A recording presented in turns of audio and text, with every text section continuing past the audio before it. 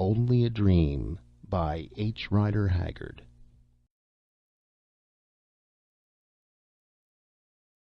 Footprints, footprints, the footprints of one dead. How ghastly they look as they fall before me. Up and down the long hall they go, and I follow them, pit pat. They fall, those unearthly steps, and beneath them starts up that awful impress. I can see it grow upon the marble, a damp and dreadful thing. Tread them down, tread them out, follow after them with muddy shoes and cover them up. In vain. See how they rise through the mire. Who can tread out the footprints of the dead? And so on, up and down the dim vista of the past, following the sounds of the dead feet that wander so restlessly, stamping upon the impress that will not be stamped out. Rave on, wild wind, eternal voice of human misery. Fall, dead footsteps, eternal echo of human memory. Stamp, miry feet, stamp into forgetfulness that which will not be forgotten. And so on to the end. Pretty ideas for a man about to be married, especially when they float into his brain at night like ominous clouds into a summer sky, and he is going to be married tomorrow. There is no mistake about it. The wedding, I mean. To be plain and matter of fact, why, there stand the presents, or some of them, and very handsome presents they are, ranged in solemn rows upon the long table.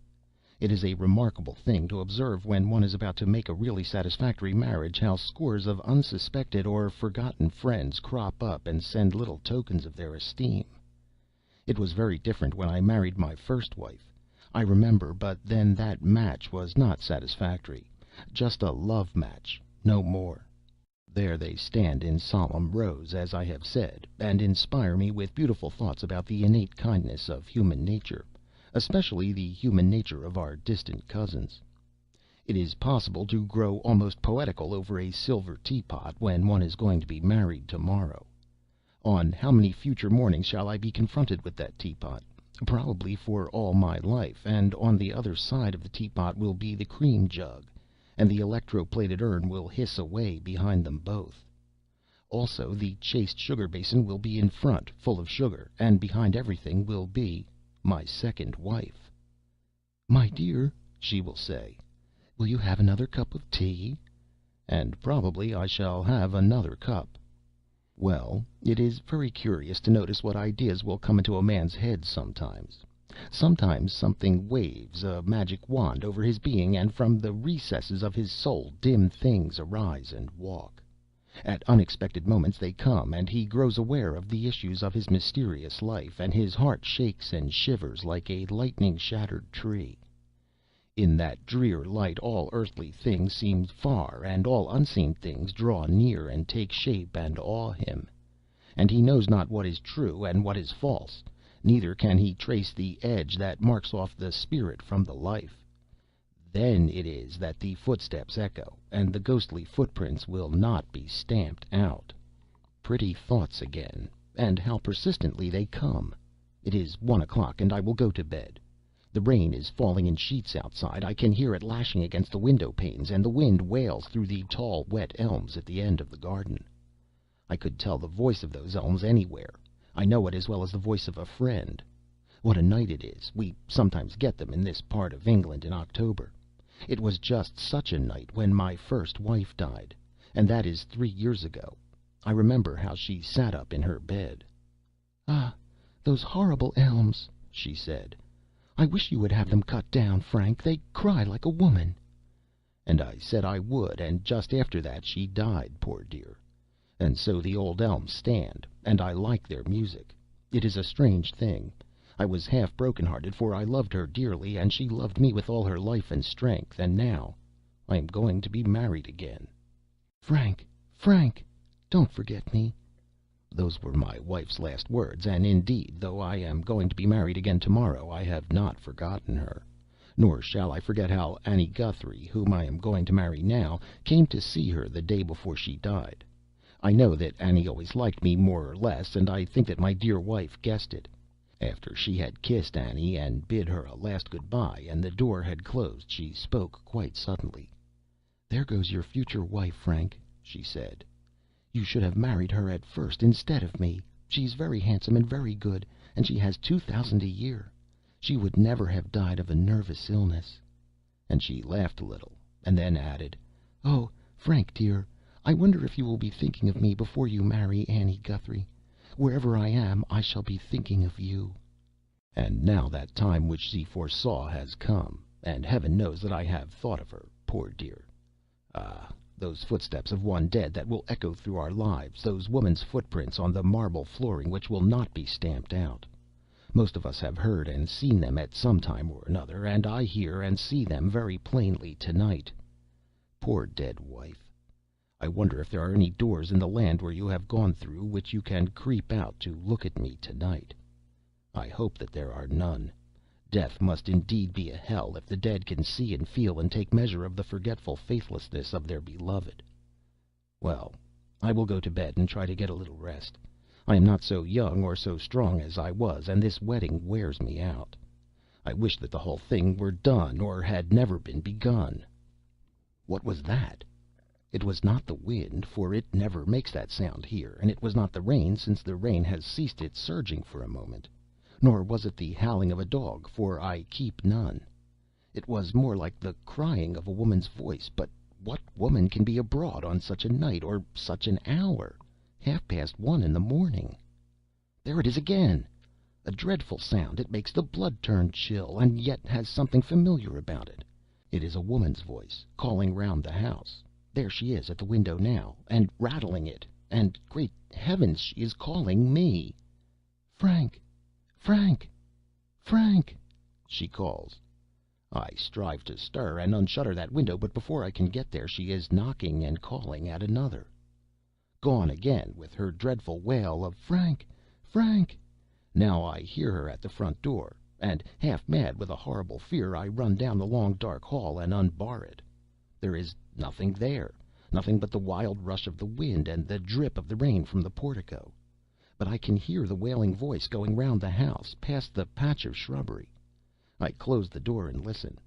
There, she has got through the little yard and is at the back door now. Whoever it is, she must know the way about the house. Along the hall I go again, through a swing door, through the servants' hall, stumbling down some steps, a kitchen, where the embers of the fire are still alive in the grate, diffusing a little warmth and light into the dense gloom. Whoever it is at the door, knocking now with her clenched hand against the hard wood, and it is wonderful, though she knocks so low, how the sound echoes through the empty kitchens. There I stood and hesitated, trembling in every limb. I dared not open the door. No words of mine can convey the sense of utter desolation that overpowered me. I felt as though I were the only living man in the whole world. "Frank! Frank!" cries the voice with the dreadful familiar ring in it. "Open the door! I am so cold! I have so little time!" My heart stood still, and yet my hands were constrained to obey. Slowly, slowly, I lifted the latch and unbarred the door, and as I did so a great rush of air snatched it from my hands and swept it wide. The black clouds had broken a little overhead, and there was a patch of blue rain-washed sky with just a star or two glimmering in it fitfully. For a moment I could only see this bit of sky, but by degrees I made out the accustomed outline of the great trees swinging furiously against it, and the rigid line of the coping of the garden wall beneath them. Then a whirling leaf hit me smartly on the face, and instinctively I dropped my eyes onto something that as yet I could not distinguish, something small and black and wet. "What are you?" I gasped. Somehow I seemed to feel that it was not a person. I could not say, "Who are you?" "Don't you know me?" wailed the voice, with the far-off familiar ring about it. "And I mayn't come in and show myself. I haven't the time. You were so long opening the door, Frank, and I am so cold. Oh, so bitterly cold. Look there, the moon is coming out, and you will be able to see me. I suppose that you long to see me, as I have longed to see you." As the figure spoke, or rather wailed, a moonbeam struggled through the watery air and fell on it. It was short and shrunken, the figure of a tiny woman. Also it was dressed in black, and wore a black covering over the whole head, shrouding it, after the fashion of a bridal veil. From every part of this veil and dress the water fell in heavy drops. The figure bore a small basket on her left arm, and her hand, such a poor, thin little hand, gleamed white in the moonlight. I noticed that on the third finger was a red line, showing that a wedding ring had once been there. The other hand was stretched towards me as though in entreaty.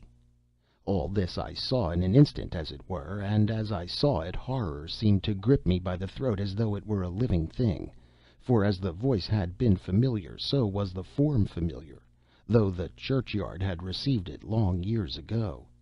I could not speak, I could not even move. "Oh, don't you know me yet?" wailed the voice. "And I have come from so far to see you, and I cannot stop. Look, look!" And she began to pluck feverishly with her poor thin hand at the black veil that enshrouded her. At last it came off, and as in a dream I saw what in a dim, frozen way I had expected to see: the white face and pale yellow hair of my dead wife. Unable to speak or to stir, I gazed and gazed. There was no mistake about it. It was she, aye, even as I had last seen her, white with the whiteness of death, with purple circles round her eyes, and the grave cloth yet beneath her chin. Only her eyes were wide open and fixed upon my face, and a lock of the soft yellow hair had broken loose, and the wind tossed it. "You know me now, Frank, don't you, Frank? It has been so hard to come to see you, and so cold. But you are going to be married tomorrow, Frank, and I promised, oh, a long time ago, to think of you when you were going to be married, wherever I was. And I have kept my promise, and I have come from where I am and brought a present with me. It was bitter to die so young. I was so young to die and leave you, but I had to go. Take it, be quick. I cannot stay any longer. I could not give you my life, Frank, so I have brought you my death. Take it." The figure thrust the basket into my hand, and as it did so the rain came up again and began to obscure the moonlight. "I must go, I must go," went on the dreadful familiar voice in a cry of despair. "Oh, why were you so long opening the door? I wanted to talk to you before you married Annie. And now I shall never see you again. Never, never, never. I have lost you forever, ever, ever." As the last wailing notes died away, the wind came down with a rush and a whirl and the sweep as of 1,000 wings, and threw me back into the house, bringing the door to with a crash after me. I staggered into the kitchen, the basket in my hand, and set it on the table. Just then some embers of the fire fell in, and a faint little flame rose and glimmered on the bright dishes on the dresser, even revealing a tin candlestick with a box of matches by it. I was well nigh mad with the darkness and fear, and seizing the matches I struck one and held it to the candle. Presently it caught, and I glanced round the room. It was just as usual, just as the servants had left it, and above the mantelpiece the 8-day clock ticked away solemnly. While I looked at it, it struck 2, and in a dim fashion I was thankful for its friendly sound. Then I looked at the basket. It was a very fine white plated work, with black bands running up it, and a checkered black and white handle. I knew it well. I have never seen another like it. I bought it years ago at Madeira, and gave it to my poor wife. Ultimately it was washed overboard in a gale in the Irish Channel. I remember that it was full of newspapers and library books, and I had to pay for them. Many and many is the time that I have seen that identical basket standing there on that very kitchen table, for my dear wife always used to put flowers in it, and the shortest cut from that part of the garden where her roses grew was through the kitchen. She used to gather the flowers, and then come in and place her basket on the table, just where it stood now, and order the dinner. All this passed through my mind in a few seconds, as I stood there with the candle in my hand, feeling indeed half dead, and yet with my mind painfully alive. I began to wonder if I had gone asleep and was the victim of a nightmare. No such thing. I wish it had only been a nightmare. A mouse ran out along the dresser and jumped onto the floor, making quite a crash in the silence. What was in the basket? I feared to look, and yet some power within me forced me to do it. I drew near to the table and stood for a moment, listening to the sound of my own heart. Then I stretched out my hand and slowly raised the lid of the basket. "I could not give you my life, so I have brought you my death." Those were her words. What could she mean? And what could it all mean? I must know, or I would go mad. There it lay, whatever it was, wrapped up in linen. Ah, Heaven help me! It was a small, bleached human skull! A dream, after all, only a dream by the fire, but what a dream! And I am to be married tomorrow. Can I be married tomorrow?